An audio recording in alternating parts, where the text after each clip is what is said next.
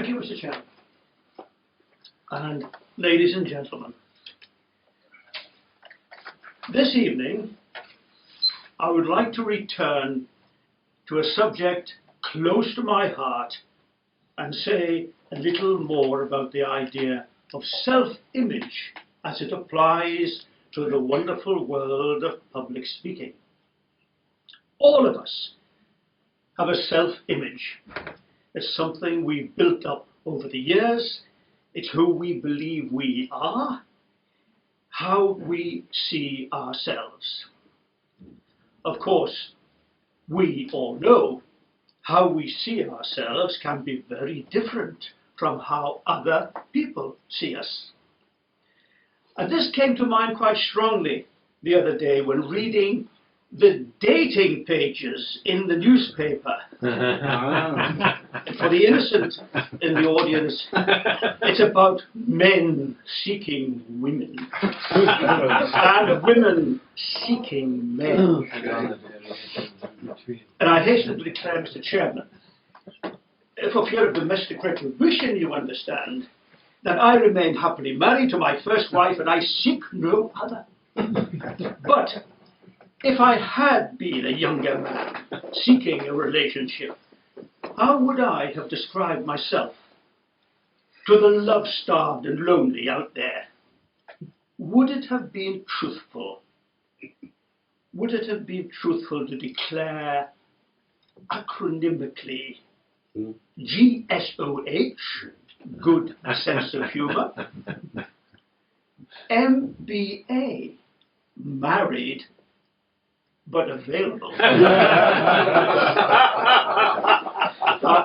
Mr. Chairman, I'll digress for just a moment to say that this reminds me of an advert I once saw in a shop window in Ireland on a dog-eared postcard. It said, "Farmer seeks attractive young lady for companionship.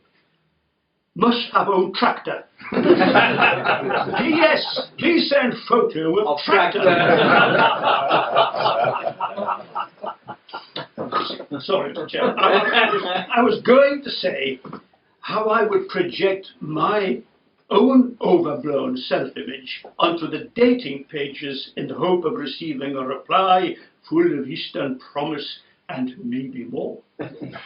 Well, one of my great interests involves using my computer like an H.G. Wells machine.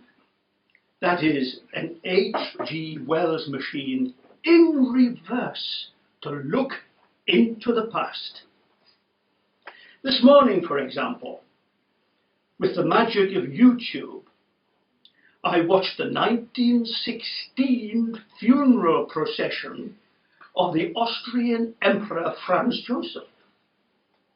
And then, after a break for a cup of coffee, I enjoyed seeing some very rare footage of Dundee jute stowers in 1920 loading jute into wagons for just twopence a bale. How many of the affection-starved out there looking for a bit of excitement would have found my harmless little hobby an attractive turn-on, I wonder. But to return to the point, I'd like us now to ask ourselves, what do we believe others think about us, especially when we come up to the rostrum to make a speech? What do others think about us? We know what we think about ourselves. And I know how I think about myself with my overinflated ego. But what do the others think about us? Well, for those of us who have already taken advantage of Richard Hyatt's offer to record our rostromaceous activities, lessons will have been learned. We will have evaluated our own delivery, observed our own body language, noted the way Our voice sometimes fades away to a mumble. A video recording is invaluable because it allows us to see and hear ourselves as others see and hear us. It allows us to make judgments about ourselves, judgments that might, hopefully, lead to more persuasive and effective oratory. Because, as Confucius admonished, those who judge themselves need no other judgment.